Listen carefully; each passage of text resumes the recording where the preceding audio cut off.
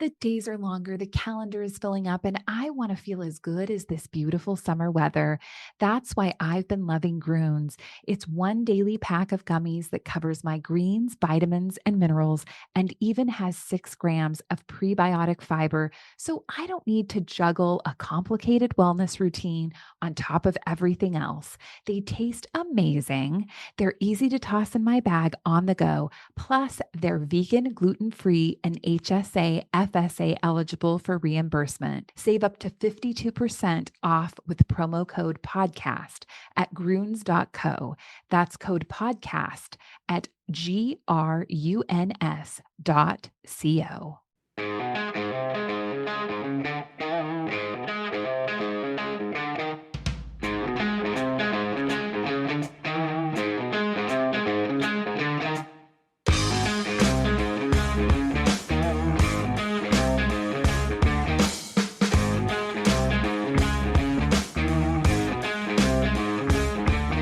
Welcome back. You have found us here. It's Wooden Sticks on the Talk North Podcast Network. My name is Kevin Gorg, the host of the show. And, we're going to have all kinds of different guests as this journey is just getting going.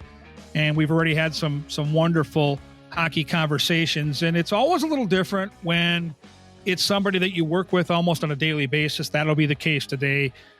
Wes Walz will be our guest. And for Wild fans, it doesn't get any better, right? I mean, this is a guy that's now been broadcasting for about a decade with us at Bally Sports North, a longtime player in the organization, still a part of the team that made the deepest run in the playoffs. And I guess for all of us that are of a certain age, and I'm now in my, we'll call it mid to late 50s, that grew up loving the North Stars. I was obsessed with hockey as a kid, and I grew up in Burnsville, so probably, a 10-minute drive to the old Met Center in Bloomington.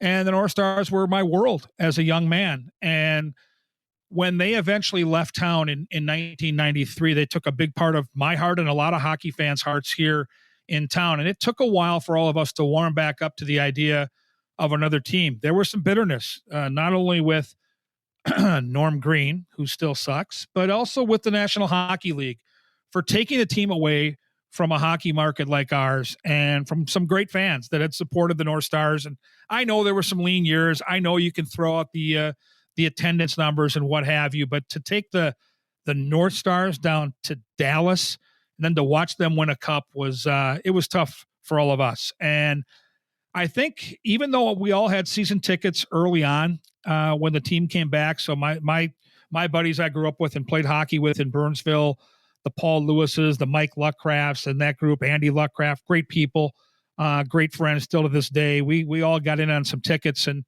shared season tickets, and a lot of us had young families at that time, so going to the entire home slate wasn't really realistic. So we divided those tickets up and usually went to 10, 15, 20 games a year.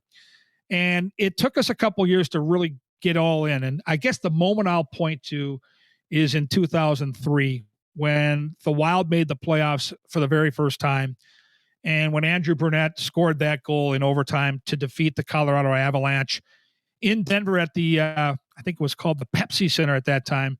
It was a moment in time I'll never forget. I still get chills watching that replay back. And I think at that point, we put the ghosts of the North Stars to bed, right? And just said, okay, we're moving on. You've got us now. They validated that upset win, and it was a huge upset that Wes Walz was a part of by beating the Vancouver Canucks in the next round. And both those series, they were down 3-1. Both those series, they had to come back and winning the opponent's territory in Game 7. Just remarkable stuff. And from that point on, it's been completely different. I was a fan for all those early years while I was still coaching, and that all changed in 2006 when I joined the broadcast team. I've been covering the Minnesota Wild ever since. And Wes is a great friend. And more importantly, he's a great hockey mind. And so a lot of times on Wooden Sticks, we're only talking about the past. We're going back to when these men or women started the game and they're icons and they're superstars, and you want to kind of dive into some of that. And we'll get to that with Wes for sure. Grew up in Calgary, drafted by the Boston Bruins, had a great career.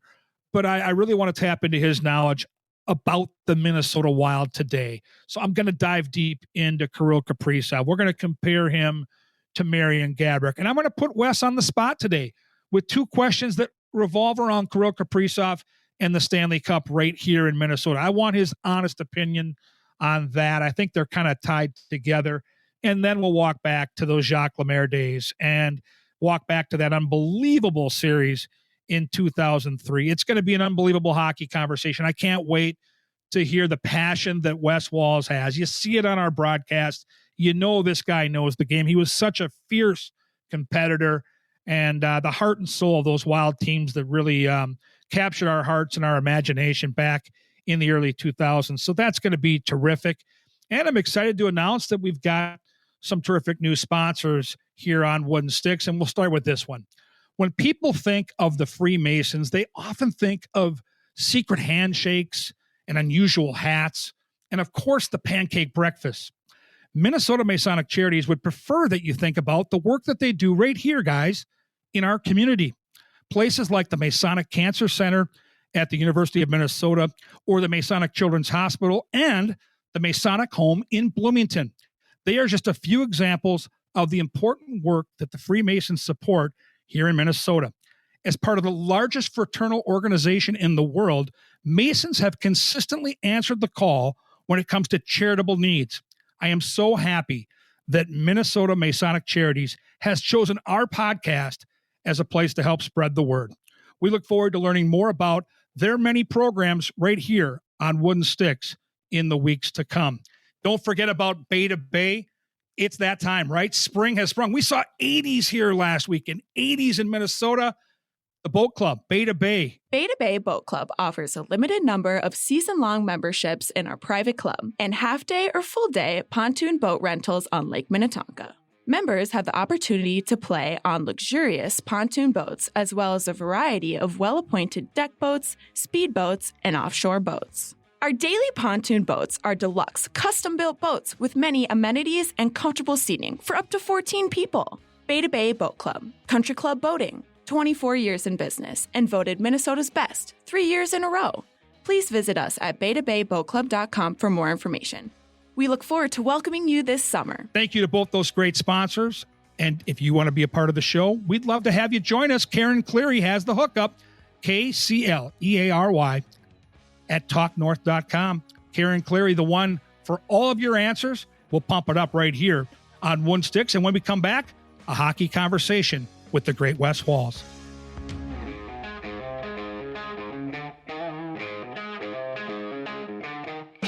All right, folks, we're back on Wooden Sticks. As promised, my dear friend and co-worker Wes Walz, former captain of the Minnesota Wild, is our special guest today. And Wes, looking forward to this hockey conversation.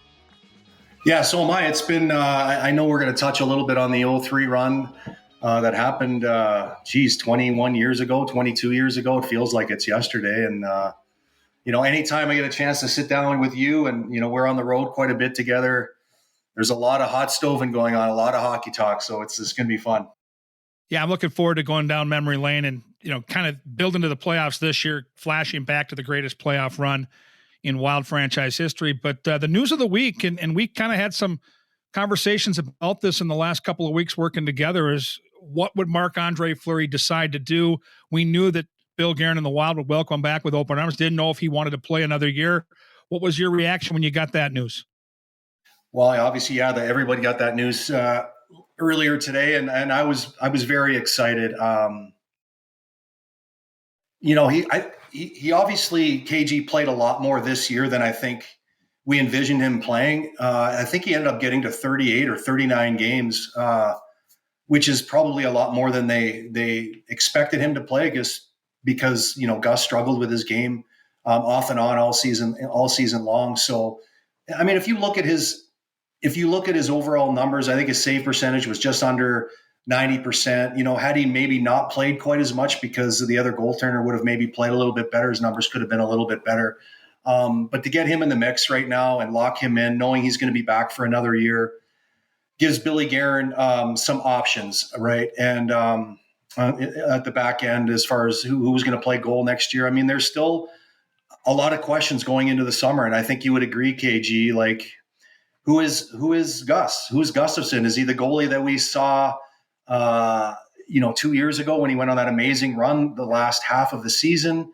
Or is he the goalie that we saw this year that was very, very inconsistent? So there's a lot of questions in the goaltending area. And one of which is who is Gus, and then the other one is Jesper Wallstedt. Is he ready? Is he ready to play in the National Hockey League? And obviously the other question we had was, does Marc-Andre Fleury want to play? And I guess we got that answer today. So a lot of questions kind of going into the summer about how the goaltending situation is going to play out next year. But getting Marc-Andre back into the mix is huge news for the Minnesota Wild.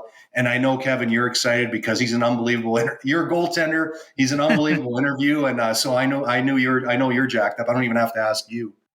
I'm very excited, and I'm excited for the team too. I think he's a great influence, especially on the younger players on this roster. And so, no matter which goalie is part of the tandem next year, whether it's Jesper or Gus, they're going to be better long term for having more time with Marc-Andre Fleury. The way he practices, the way he competes, the way he works out, the way he takes care of himself, the attitude he has every day. This is a guy that's going to make everybody else better.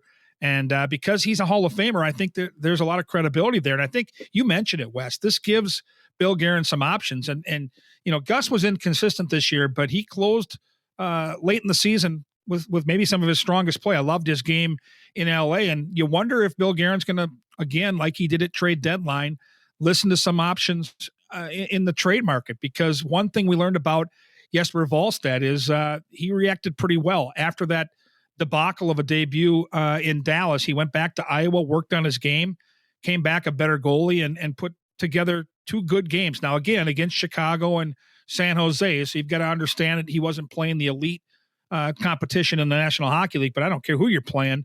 You still got to go out there and make saves, and he did that. So it's interesting that Bill Guerin has those options, and I think the biggest question mark I have, Wes, is will they make a trade and trust Wallstedt to step in next year, or will they give him another year of seasoning? Because goaltenders take, as you know, a lot longer to get to that place where they're in the sweet spot of their career, and this kid's still awfully young. Yeah, he is very young, and obviously he's played 2 years in the American Hockey League, but you look at the last two games he played. Yes, it was against Chicago and San Jose, but just watching the way he moved around the crease, he looked much more comfortable in net. There was no second guessing the way he was moving around the net. And I thought actually the last half of the San Jose game, which has been his third game in the NHL, I thought the last half of that game, he just looked really, really clean. Like you could tell that his confidence had grown. And getting Wallstedt in these last two games, considering what happened in the Dallas game, is going to serve him well going back home this summer, being able to train, knowing what he's going to, knowing what to expect next year. And then as far as what Billy Guerin is going to do with Gus, I mean, we're around the team for sure, KG, during the course of the season, but we don't really know all the detail about what the organization knows about Gus, if they're happy with certain areas, but for them, their decision on what they're going to do with Gus is probably clearer than it is for somebody like you or I. But I just, if you're going to go with Wallstedt and Marc-Andre Fleury, what better a mentor could you look up to have a guy like Marc-Andre Fleury, who's going to play in the Hall of Fame, who actually played in the National Hockey League as a 19, 20-year-old goaltender as well. And to be honest with you look back at Marc-Andre's numbers at the beginning of his career, his first 70 games, KG, in the NHL, they didn't go great. So it took him a while to really figure out how to play in the National Hockey League. And for a guy like Wallstedt that would have somebody to play with Marc-Andre Fleury, someone that's been there, done that, it's going to pay huge dividends for a guy like Wallstedt. So again, a lot of questions around the goaltending situation, and it'll be an intriguing and interesting summer here for the Minnesota Wild in that area. Yeah, they've got depth at that position. If they get healthy on the blue line, which it looks like they will, they're going to have great depth there. Up front, it's all about number 97. And I've been waiting to ask you this question, and I'm not sure we've had this conversation, but you played in your tenure with the Minnesota Wild with Marian Gaborik, and until just a couple years ago, he was absolutely the best player to ever put on a sweater in this organization. He was fantastic. Went on to win a couple of Stanley Cups. So in your opinion, separate Kirill Kaprizov from Marian Gaborik and their skill set, and if you could have an answer, who would be the better player? Well, I mean, for me, they're completely different. They're completely different players, in my opinion. Marion was a burner and a speedster that could skate in straight lines, 100 miles an hour. Had an unbelievable NHL like superstar release. He could get rid of the puck off of his stick so fast, and he was like a pure sniper. Kirill Kaprizov is more of I wouldn't consider him a burner like Marion, but he's more of an agile skater. And to be honest with you, when I say agile, it doesn't even do it justice. Like the way he skates should be studied almost. Like that's how good he is. I've never seen a hockey player be able to have his feet move the way he does. I mean, we've watched him now for 2 or 3 years, Kirill Kaprizov.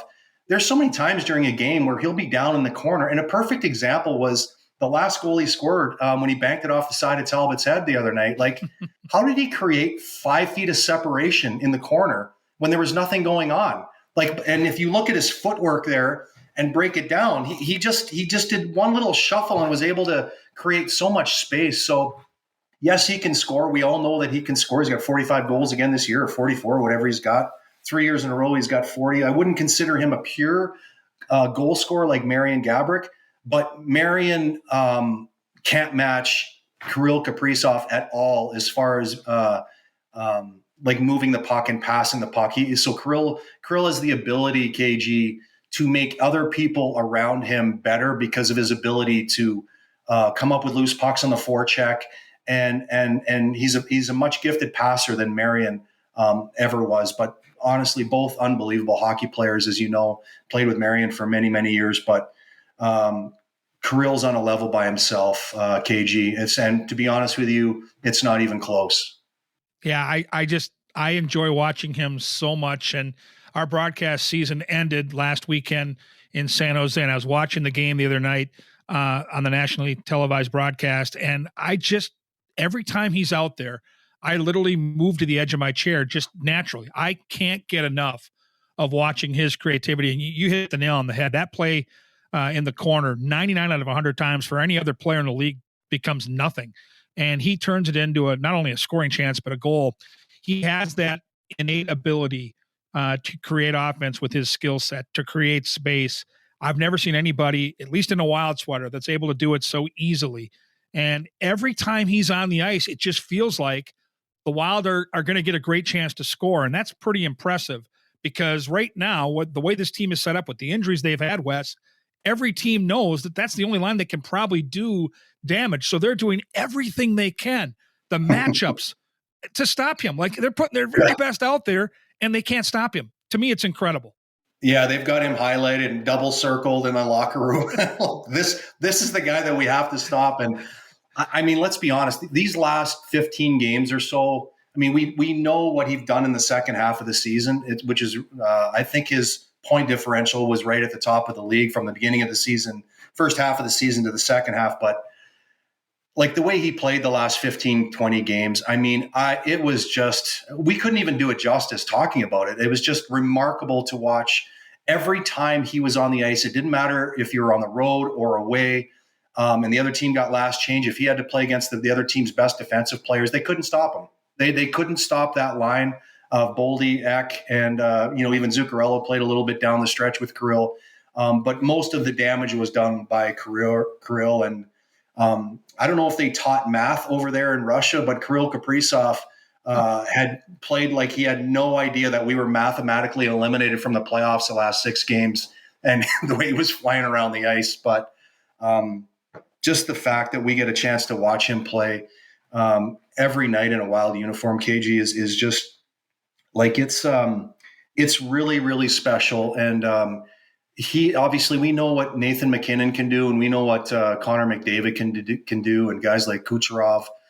He's right up where they're up there with those guys, KG. And the other thing that doesn't get talked about with Kirill, Kevin, is we've been playing 14, $15 million under the cap hit. Think about Kirill after we get out of this cap situation we're in for one more year, and he gets another $6-7 million defenseman that can just skate the puck out of the zone. And so we don't have to spend as much time in our own zone, or maybe we go pick up another $5-6 million forward that can play with him. You know what I'm saying? Like, yeah, I don't know if we've even seen the best of what Kirill Kaprizov can bring, because we've played the last 3 years under his tenure here, 4 years, with just a terrible cap situation, trying to get out from under the Suter and Parise's deal. So I don't even know if we've scratched the surface yet on what Kirill Kaprizov could be here, even in a couple of years. Yeah, and there's been stretches where another line has created a situation where teams have to defend. It hasn't happened consistently, to your point. And if you bring in another player and you develop another kid like a Liam Ogren, and in another year or two, you have two good scoring lines, and maybe the matchups are just a little bit different. I'm with you. I don't think we've seen anything close to the ceiling. My question to you is, have you ever played with or been around an NHL player that enjoys hockey more than Kirill Kaprizov? We are privileged enough to be with this team at the hotel, at the practice rink, on the road, up close, watching these games live. I've never, in my 18 years of doing this job, I've never been around a player that seems to be having more fun at the rink. And I'm talking both games and practice. He won't leave the ice after practice. And I just don't know if you've been around a guy in your career that's ever enjoyed hockey like Kirill does. Well, let's see what happens when he has a couple kids. He might leave a little earlier. He doesn't have any kids yet, KG. That's a good point. That's a really good point. Nothing to go home to yet, but I was probably not that far off earlier in my career too. But you can just tell anytime he puts his equipment on, he's got a smile on his face. And, somebody brought up a great point about his leadership. Now his English has gotten a little bit better.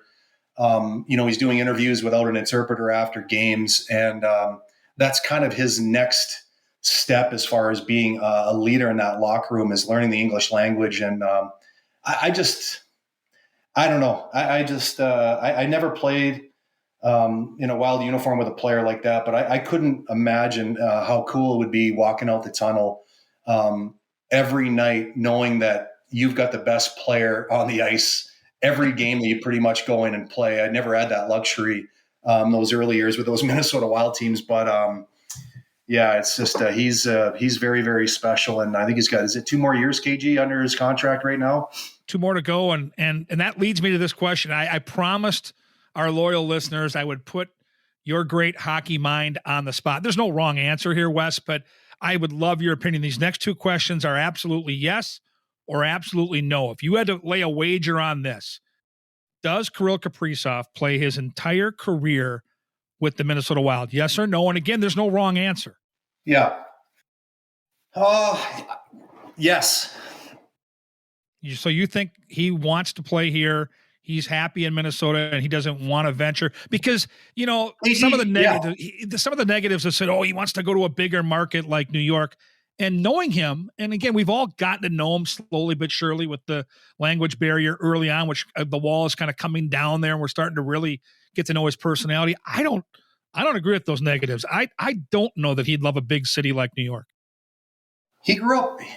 He didn't grow up in a big city. He grew up in northern Russia, like basically farmland. That's why that guy's wired the way it is. And I'm not saying he couldn't end up in New York or one of those other teams, but what is going to be important too is when we get out of this cap situation that last year, before he goes into a contract season, it's going to be, the Wild need to have a great start to the season. They need to, get off to a good start. And I don't know. I feel like the way Kirill plays here and the relationship that he has with our fans. I mean, honestly, you go to the Wild game and you're up in the press box looking down. Every fourth person you're looking at the lower bowl when you're looking at the fans' backs, every fourth person's got a Kirill jersey on. He sits around and signs autographs. I just get the impression that he's a very, very loyal person and player. And that doesn't mean that he doesn't, he may end up going somewhere else. I don't know.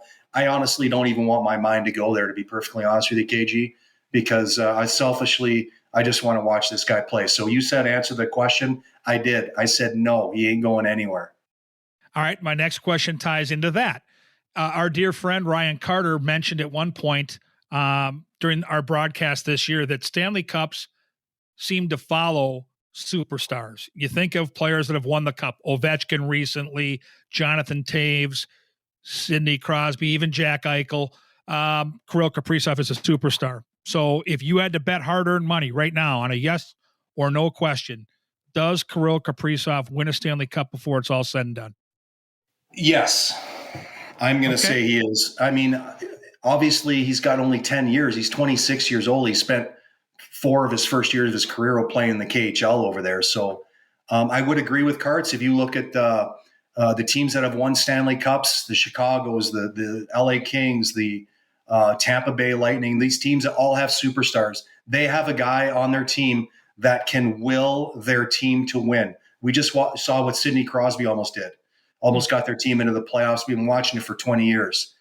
So you don't have to go. You just look out year in, year out. And I agree 100% with what Karts is saying is if you want to win a Stanley Cup, you got to have 1 or 2 of those guys that can play 24 minutes as a forward and, a defenseman that can handle big minutes. And I do think that I do think that he's going to win a Stanley Cup in his career. And I just think he's just he's such an amazingly driven athlete that I just think he's going to will himself one of these years. I love it. Now we're going to go back in time 21 years ago. And this is for just hockey fans. And that's what it comes down to. I mean, we love the game. And even though the Wild aren't going to be there and it's a big bummer this year, I'm still just a fan of mapping out what the playoffs are going to look like and the matchups. So take us back 21 years ago, right about now, when you guys wrapped up that regular season and finally got to see, okay, we made it. We made the playoffs for almost a brand new organization. It's a big deal. And then you find out you're playing Patrick Waugh, Joe Sakic, Forsberg, all these stud players, Colorado being the big dog out there, the betting favorite to win the cup. And what was that week like when you found out who you were playing and when the coaching staff tried to put together a plan where you guys could start to attack and find a way to, at this point, I think you're just looking to be competitive in a series against a team that on paper you were very overmatched against? Well, the last game of the season, I don't know if you remember this, KG, or not, but we played at home. No, we played at home against Columbus and we won in the afternoon. And I remember being across the street with Richard Park and Pascal Dupuis and a bunch of the wives. We went over to eat dinner, and the Vancouver Canucks played the Los Angeles Kings at home. And if Vancouver would have won that game, we would have played Colorado. No, we would have played Vancouver in the first round. Okay. So we were thinking, of course, Vancouver wants to play us, right? So they ended up losing that game 2-0 at home against the Los Angeles Kings.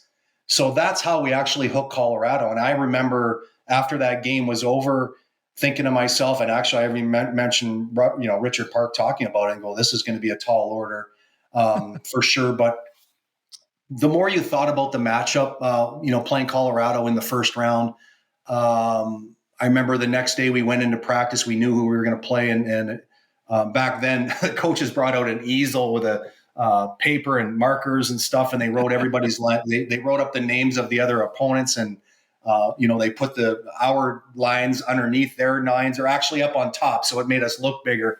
And then, so we always had that easel to look at before we flew up to Colorado. And, not many, pundits around the National Hockey League gave us much chance in that first series, Kevin. And you remember, not many thought we would even win one game, but I got to be perfectly honest with you, Kevin. And I'm telling you the truth.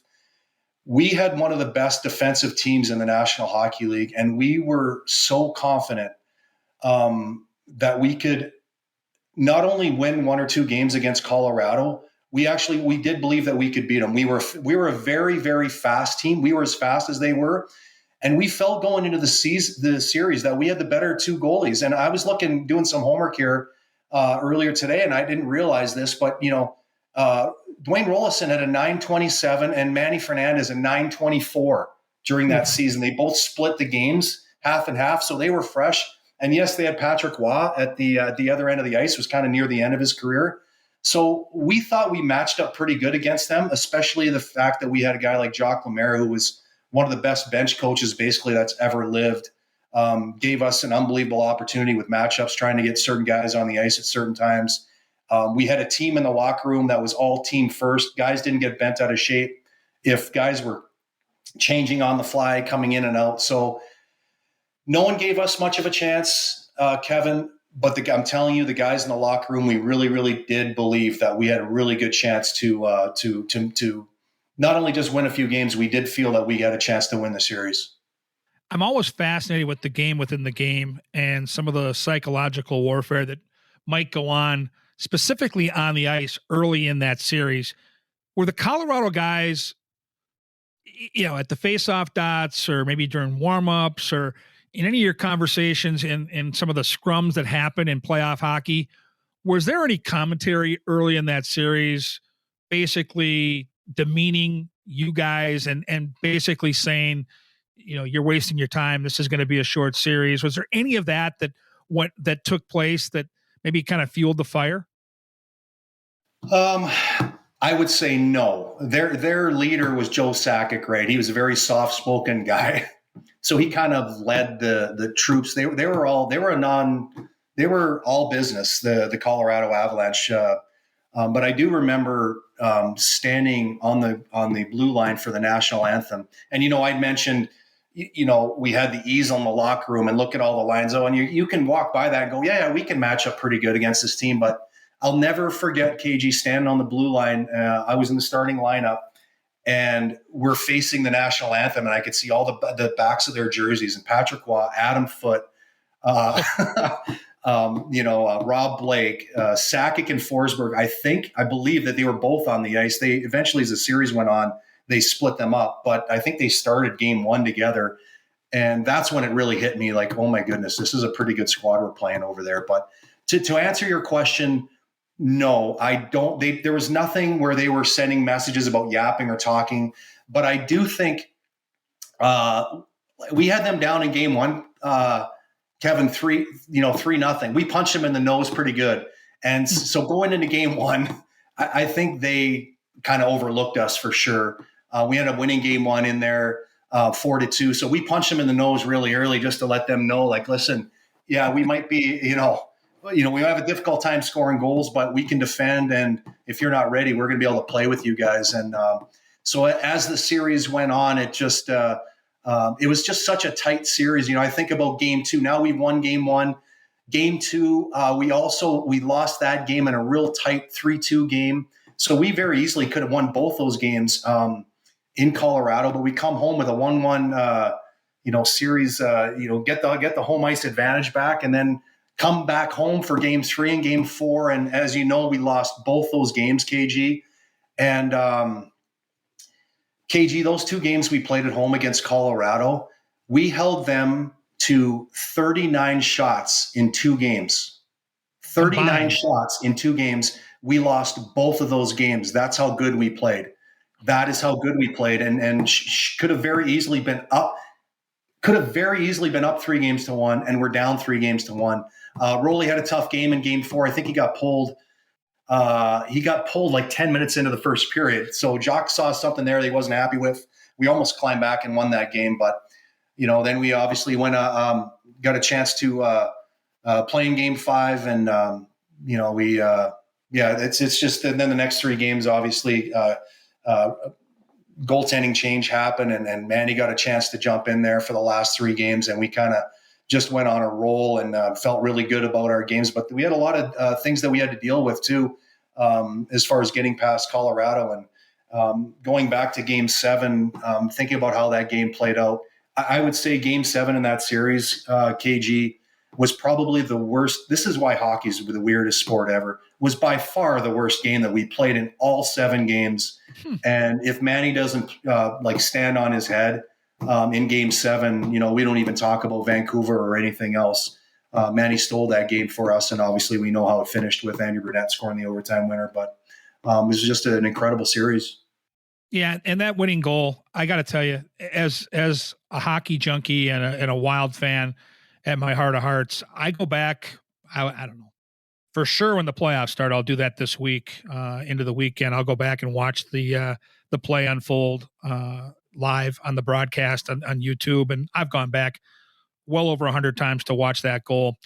My question to you is your vantage point on that goal. And to me, when I watch it, it almost slows down to the point where you feel like it's in slow motion because the Avalanche were kind of caught flat-footed, and the way Brunette makes that play. So take us back to live game action, where you were, and then the feeling that I mean, I get chills just watching the TV broadcast, being a fan. I can't imagine what it's like for you guys as players. So take us back to your vantage point, and then when the puck goes in and you realize that you just beat the Avalanche, what the next couple of minutes were like. Well, we were down. I don't know if you remember, but we were down 2-1 with about 7 minutes left in that game. And for me, one of the biggest goals of that series was the goal that tied it up at 2-2. I believe it was Marion scored on a power play goal with maybe 5 or 6 minutes left after Rob Blake had taken a terrible charging penalty and gave us an opportunity to score on the power play. So we had some serious momentum going into overtime in Game 7, and we scored 3 minutes into overtime, KG. And if you go back and watch the overtime, and I haven't watched it as closely as you have. You said you've watched it 100 times. Many I times. haven't watched it closely, but if there's 3 minutes of time before Bruno scored his goal, I'll bet you we never spent more than 20 seconds in the offensive zone in those 3 minutes. So we were in our own zone a lot. I remember the first shift of overtime I started, and I was on the ice, and we didn't get out of our own zone. They had the puck the whole time. And now that doesn't mean that we were in trouble, KG, because we spent a lot of time in our own zone, but we were so comfortable there. There was never, ever any panic when we were in our own zone, just because we were so comfortable being uncomfortable. Like this was how we're going to win. We're going to play in our own zone. You're going to stay on the outside. We're not chasing you anywhere. And that was kind of a microcosm of what our team was about. The other team would get frustrated and then take stupid penalties and then maybe cheat offensively. And all of a sudden, boom, we'd get a 2-on-2 or a 3-on-2 the other way. And we had enough guys that could score, that could make you pay. But yeah, it does when you go back. And I was on the bench watching that play unfold. And Bruno and Sergei Zoltak were wingers. I think Darbs, I don't know. Jimmy Dowd was on the ice because I still remember him raising his hand. So Jimmy Dowd was on the ice, and he had been in his own zone a long time. And as you know, as a centerman, when you're in your own zone, you're the one expending a whole lot of the energy. So Bruno and Sergei Zoltak were in their own zone for a minute, but they were watching the D-men. They still, when we finally got the puck back, they were the only two Wild players that had any juice left at all. And I remember Bruno saying that he actually wanted to dump the puck in and try to get off of the ice, but he had enough juice. He said, well, it looks like they're backing off here a little bit. Maybe they gave me the blue line, and then Sergei blew through, and then Adam Foote kind of had a bad angle, and he was able to break him down. And Bruno hasn't blown by anybody in his career, but he was able to step around. I think it was Adam Foote. I'm not 100% sure, but he was able to step around Adam Foote and then got alone there with Patrick Waugh and was able to pull to his backhand and put in the empty net. And that was quite a moment in Wild lore. I'll never forget the Star Tribune the next morning had a large color picture of Andrew Brunette right after the puck went in.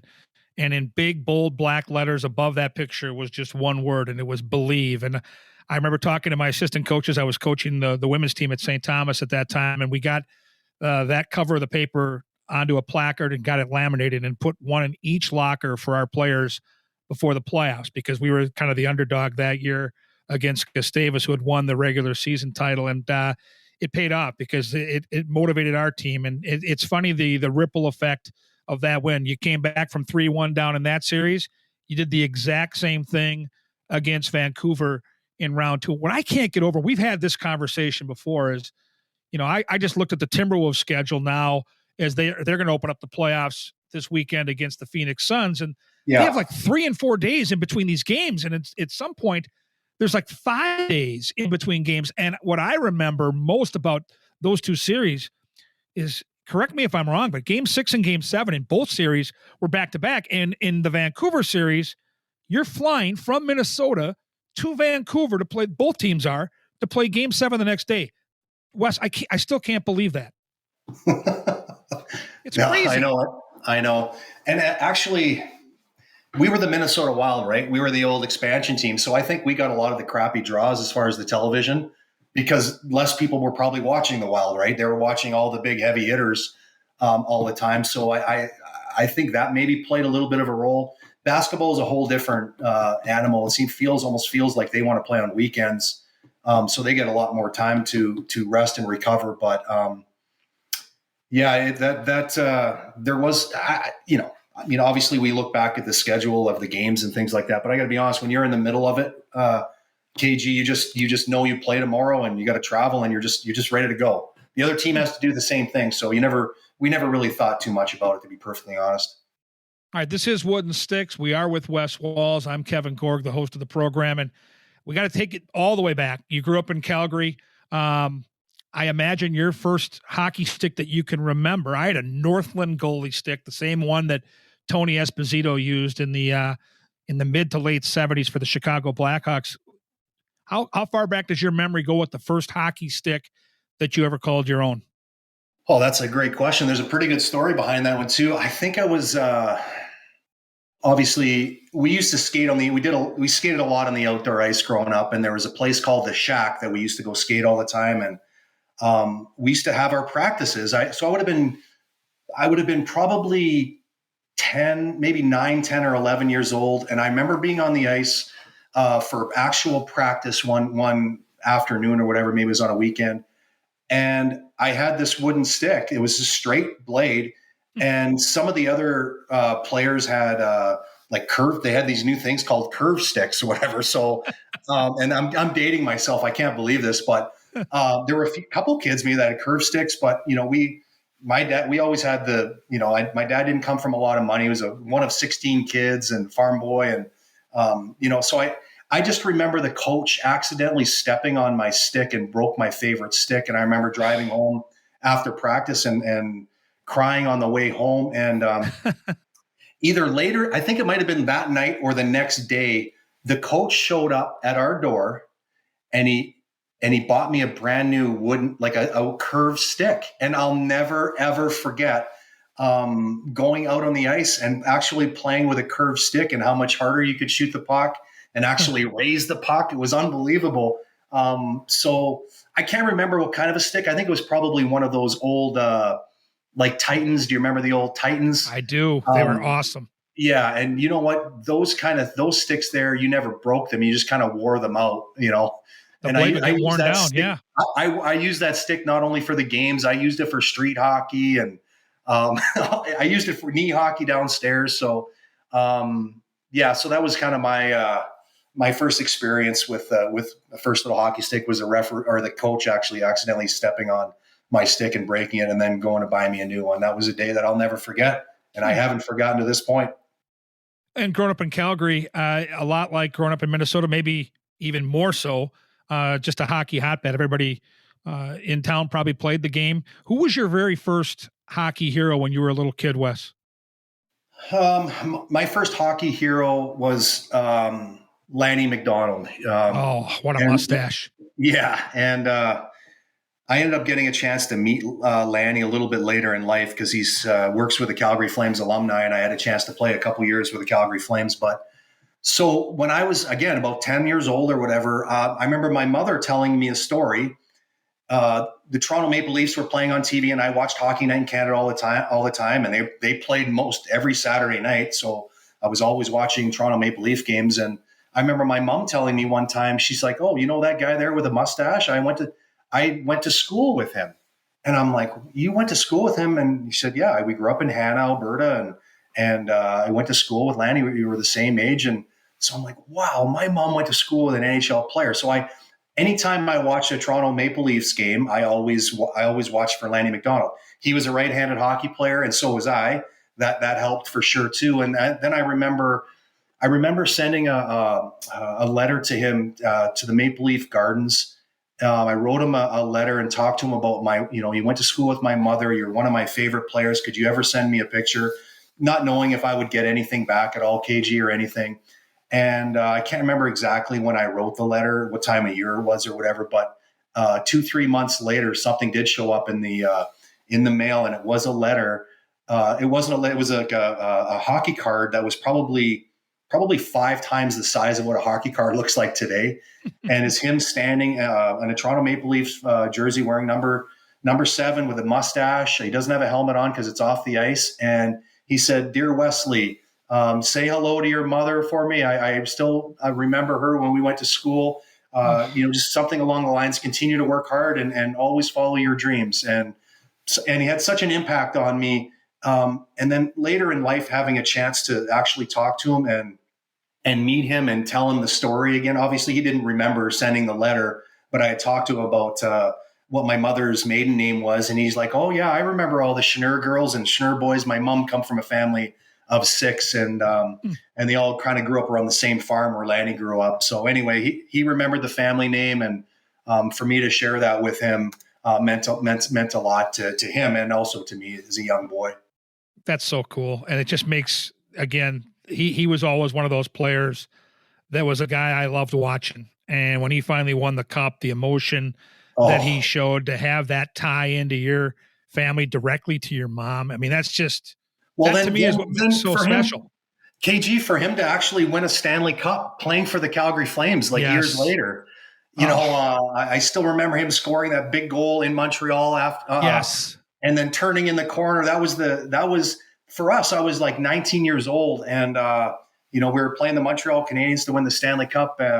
And Lanny scored that big goal. He wasn't playing a whole lot back then. It was near the end of his career, but he got a chance to play in that series a little bit, and he scored a huge goal.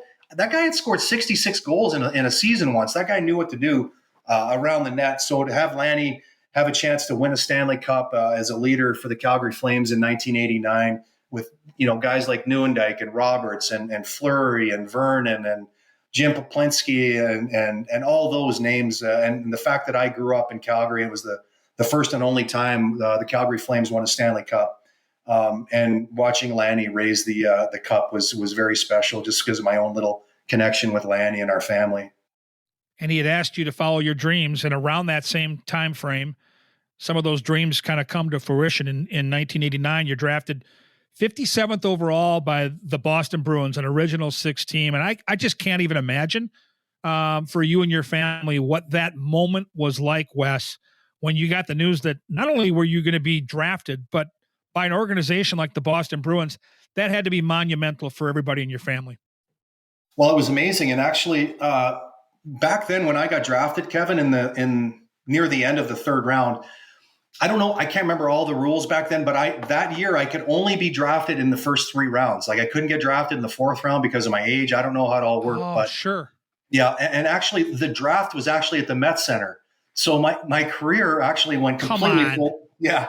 My career actually went completely full circle, starting at the Met Center where I was drafted by the Bruins and then ending down the road in St. Paul. But I was drafted 57th overall, and there were about 3 or 4 teams that basically told me 100%, if I'm available in the 3rd round, they will take me. I'll never forget the teams. It was the Washington Capitals, it was the Hartford Whalers, and the Buffalo Sabres, those 3 teams. And they all had picks near, like, probably the last 10 picks of the 3rd round. Their picks came and gone, and they did not draft me. And I remember looking over at my dad, and I'm like, I think it's over. I don't think I'm going to get drafted. I'm sitting in the building, right? I flew out there because there's a good chance I'm going to get, like, really good chance I'm going to get drafted. So I was so disappointed. And then I never talked, KG. Boston never even talked to me. It was one of the teams that never talked to me. They've got this small rink out there, the Boston Garden, that's about the size of your coffee table that you put your feet up on when you're watching the Wild in the regular season. So they ended up drafting me, and it was an amazing day that day to finally get drafted to the National Hockey League, and obviously I had a chance to play 17 years in the NHL. And it was the first 6 years of my career, KG, was a real tough struggle trying to figure out how to play in the NHL. To be perfectly honest with you, I had no business being in the NHL. I should have played the first 2 years in the American Hockey League. I wasn't ready mentally. I wasn't mature enough to handle the pressure of playing in the National Hockey League. And I think that's a big reason why my career had to go over to Switzerland. Unfortunately, I was able to come back and I was a better player. But, all these young kids that come over and play, like Marco Rossi, and I watch Matt Boldy and all these young kids, and we go through this all the time. whether these kids should be going back to the American League or whether they should stay in the National Hockey League. Anytime I get asked, and I talk about it, even if I'm on a broadcast, I always default back to my own situation and what I went through. Mm-hmm. Less is more. Like if you're not ready, and it's a difficult league to try to figure out how to play if you're not ready. And I love the way Billy Guerin goes about his business, because I believe he has the same philosophy. And he's willing to hold guys back and keep them in the American Hockey League and have them. The longer you can keep them down there, the better they're going to be in their careers. I lived it myself. Had no business playing for the Boston Bruins when I was 20 years old, and really struggled. Was up and down, and wasn't sure whether I could ever play. And so I ended up going over to Switzerland for a few years, and then fortunately the NHL expanded, and I was able to get one more crack at it. And then obviously play the last 8 years of my career with the Wild, which I'll forever be grateful. And just watching the way you played the game, the passion you had for it, this will be my last question before we get to the hat trick hot seat. But what is the one thing you miss more than anything else about playing? You retired back in 2008, so we're 16 years now removed. What is the one thing at the top of the list that you miss the most about those playing days? The one thing I miss the most, KG, is I miss celebrating wins in the locker room on the road. On the road. And I loved, obviously our fans are incredible, and we had so many huge wins over the years in front of our amazing fans, but there's something about going out on the road. And I've been asked that question before over the years, and I often think about, like, why do I answer the question the way I do? And I think that I answer the question the way I do is because those years that I played with the Minnesota Wild, we were an expansion team. No one expected much of us. No one believed in us. Everybody had a story. And when you go out on the road and you have 20,000 fans yelling at you, telling you suck, you can't play. Well, we had all heard that before. We know we suck, we can't play, but we think we can play, and that's all that matters. So a lot of times, KG, I think the reason I answer the question the way I do is just because of the way our team was built, those early expansion team years.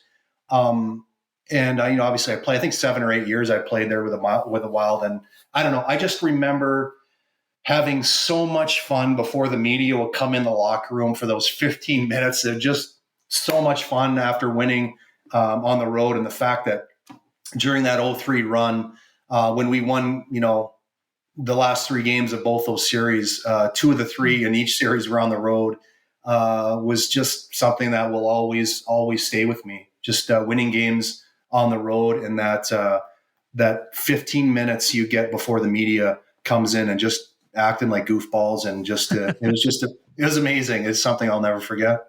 It's a great answer. Okay, we're at the final segment of the show. It's time for the hat trick hot seat. And Wes, again, at this point, there are no wrong answers, just top of the head, what comes to mind.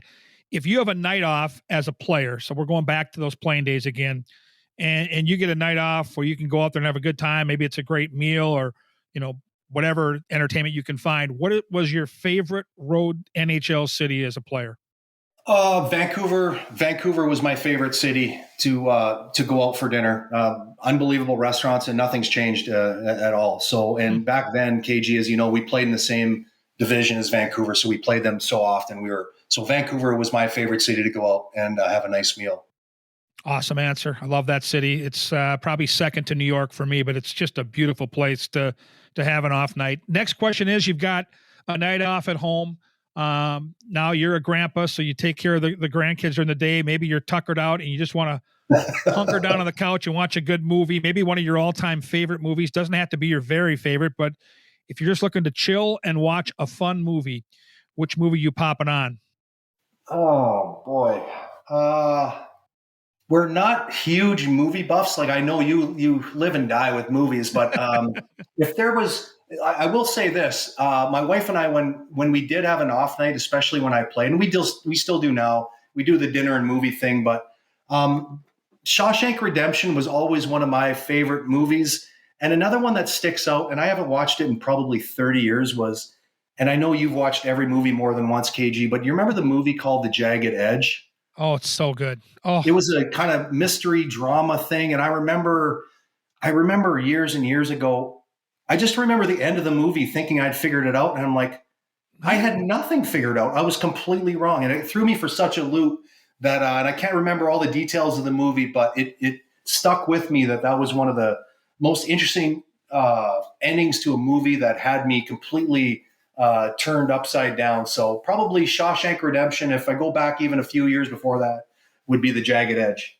Yeah, Jagged Edge. Glenn Close is a defense attorney. Yeah, that's right. She's defending a would-be murderer in Jeff Bridges, who's accused of this awful murder.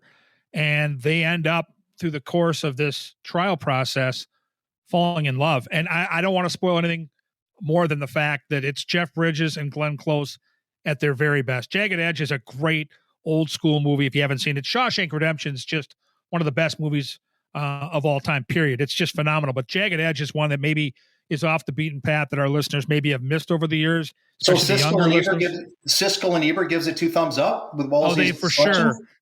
They for sure gave it 2 thumbs up. Final question, and we'll let you go for the day. The first concert that Wes Walz attended, I want to know the band and I want to know the venue of your very first concert. My very first concert was in Calgary. I was 20 years old.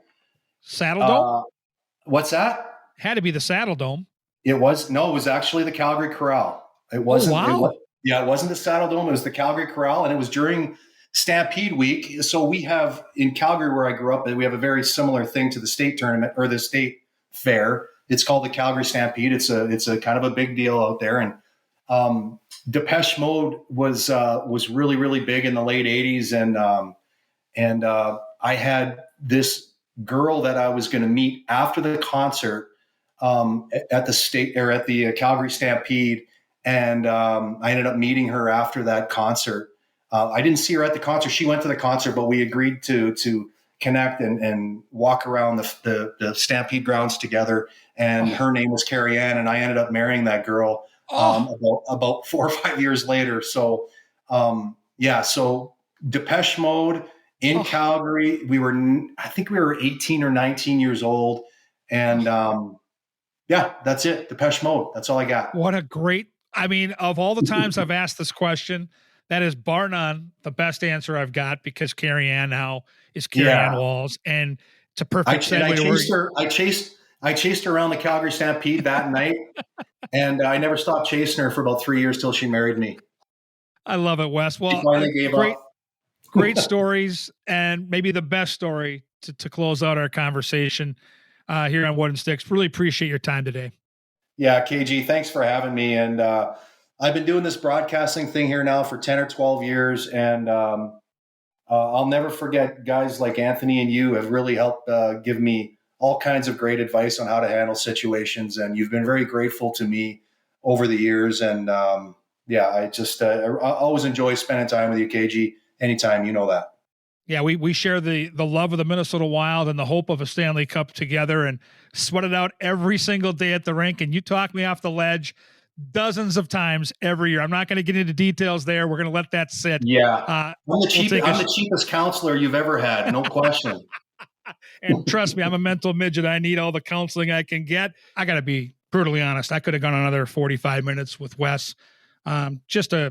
Exactly what you heard here today, right? Just a heart and soul guy. He's the same broadcaster that he was as a player. He loves it. He lives it every single day. And when I talk about him talking me off the ledge, listen, we live for wins and big wins and hopefully playoff hockey and down the road a Stanley Cup. And, Wes is a guy that's kind of lived that and knows it. And so when I need a little reassuring, he's always the guy that's been there for me. The players love talking to him, going back and asking questions about playing for Jacques Lemaire. He had such a great career, and he earned everything he got. He worked for it. He gained the respect of his teammates and coaches with the way he approached the game every single day. He's done the same thing now as a broadcaster. He's got that awesome hockey school that my nephew attended for many, many years at rinks all over the metro. But my nephew Tommy would go out to Woodbury, and it's just great to see Wes Walz a part of the Minnesota Wild organization, from the hockey school to the broadcast to some of the things he does in town. with local charities and wounded veterans. This is a guy that gives back. This is a guy that loves Minnesota now and, of course, loves the Minnesota Wild. And that came out today in the show. So I thought it was a perfect time right before the playoffs start. And yes, I get it. This year, the Wild aren't going to be a part of the postseason for the second time in 12 years. And so it's going to be a little bittersweet because I always look forward to seeing the matchups and mapping out the path to the cup and picking winners and, doing all that fun stuff you do when NHL playoff hockey starts. There's nothing like it. They'll be back. And I think I can say with confidence they'll be back next year in the playoffs when they're healthy. And for the years to follow, when the Suter and Parise contracts are gone, as Wes alluded to, some great opportunities to build the depth up top with some star power to help take the pressure off a guy like Kirill Kaprizov. But they've got the good young talent now in this organization, from Rossi to Faber to Boldy to Kirill, and now the goaltending situation, which features now a couple of up-and-comers, including Jesper Wallstedt, which we touched on today. So really fun hockey conversation with Wes Walz today, and look forward to many more of those conversations. We're usually about once a week. You can look for those shows to drop at the tail end of each week. And you can follow me on Twitter at Gorgamatic21 if you want updates on all of our shows. And once again, thank you to Karen Cleary, who does all the work behind the scenes to gather up those great sponsors of our show. Make sure you're a part of it. If you've got a business that needs to be pumped up, email her at KCLEARY, Kcleary @talknorth.com. I'm Kevin Gorg. You're listening to Wooden Sticks. We'll see you next week.